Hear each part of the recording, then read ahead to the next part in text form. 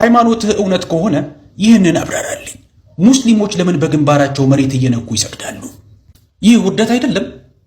ጥቂት ታራሚዎች ሳቁ፣ ግን ሳቃቸው ጉልበት ያነሰው ነበረ። ሁሉም ሰው ጠበቀ። ረጋ ብለው አዛውንቱ ተናገሩ። አምላክ የእኛ ስግደት አያስፈልገውም ፍራንክሊን፣ ግን እኛ ያስፈልገናል። የሰው ልጆች በኩራት የተሞሉ ናቸው ሲሉ ቀጠሉ። ኩራት ሰውን እውር፣ ደንቆሮና ብሪተኛ ያደርገዋል። በምንሰግድ ጊዜ ያንን ኩራታችንን እንሰብረዋለን። መሬቱም እውነተኛ ማንነታችንን ያስታውሰናል፣ ከአፈር መፈጠራችንንና ወደ አፈር ተመላሾች መሆናችንን። በክፍሉ ውስጥ አንዳች የመንቃት ነገር ተፈጠረ። የአዛውንቱ ድምፅ እየተለሳለሰ መሄድ ጀመረ። ለፈጣሪው የሚያጎነብስ ሰው ለአምባገነንነት፣ ለፍርሃትና ለሐሰት አማልክቶች አያጎነብስም። ስግደት ነፃ ያደርገናል። ብራንደን እንኳ አይኖቹን ከፍ አድርጎ ተመለከተ፣ ለመጀመሪያ ጊዜ እውነቱን እንደሰማ ሰው። ግን ፍራንክሊን አልጨረሰም ነበር። እንግዲያው ስለ ጾም አብራራልን። ለምን ወዳጅ የሆነው አምላክ ሰዎች እንዲራቡ ይፈልጋል? አዛውንቱ ፍክች አላሉ። ጾም ረሃብ አይደለም፣ መንጻት ነው። ስትጾም የድሆች ረሃብ ይሰማሃል።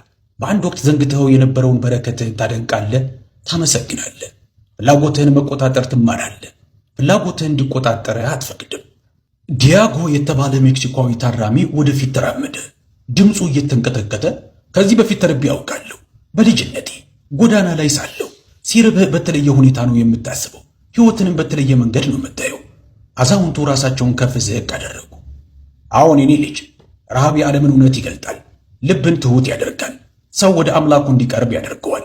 ታራሚዎቹ በመንቃት መንፈስ ተቁነጠነጡ። ለመጀመሪያ ጊዜ በአንድ ወቅት ሲያፌዙበት የነበረው ቅዳሴ አሁን ትርጉም የሰጣቸው ይመስላል። ቆንጆም መሰላቸው። ፍራንክሊን ቁጣውን ዋጠ። ክርክሩ ክርክር መሆኑ ቀርቶ መስታወት ሆኖ ነበረ። እያንዳንዱ ሰው ራሱን የሚያይበት መስታወት። ኩራቱን፣ ስብራቱን፣ ባዶነቱን እናም በዛ ነጸብራቅ የሆነ ቦታ ላይ ትንሽ የእምነት ብልጭታ ማብራት ጀምራ ነበረ። በማረቢያ ቤቱ ውስጥ ያለው መንቃት ገና መጀመሩ ነበረ።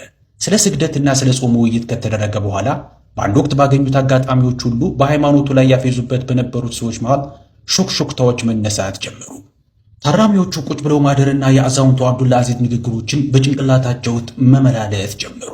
ግን ከመሃላቸው አንድ ሰው አሁንም ድረስ ለኩራቱ እጁን ላለመስጠት አሻፈረኝ ያለ ነበረ። የቀድሞ ፓስተር ፍራንክሊን ጭንቅላቱ የጦር ሜዳ ሆኖበት ነበር። ከአዛውንቱ የሰማው እያንዳንዱ ቃል እረፍት ነስቶታል። ግን ድክመቱን ለማሳየት አልፈለገም። ለእርሱ ሦስተኛውን ክርክር ማድረግ ስልጣኑን መልሶ ለማግኘት እንደ ጥሩ ዕድል ነበር ይታየው። የዛን ዕለት ከሰዓት ካፍቴሪያው በሰዎች እንደተሞላ ፍራንክሊን ከተቀመጠበት ተነስቶ ጎላ ባለ ድምፅ አያቴ፣ ኢስላም እውነት ከሆነ ስለምታደርጉት ሃይማኖታዊ ጉዞ ስለ ሐጅ አብራራልኝ። ለምን ሙስሊሞች መካ ድረስ ጥቁር ድንጋይን ለመሽከርከር ሲሉ ይሄዳሉ? ይህ ትርጉም የሌለው ሃይማኖታዊ ሥርዓት አይመስልም? ቀጣዩን ክርክር ለመስማት ጓጉተው በርካታ ታራሚዎች ወደፊት አሰገጉ። በር ላይ የቆሙት ጓርዶች እንኳ ሬዲዮአቸውን የሚያዩ በማስመሰል ጆሮአቸውን ግን ወሬያቸው ላይ ጥለው ያዳምጡ ነበር። አዛውንቱ አብዱላ አዚዝ በትንሹ ፈገግ አሉ። ፊታቸው ላይ ቁጣ ሳይሆን ርኅራኄ ብቻ ነበር የሚነበበው።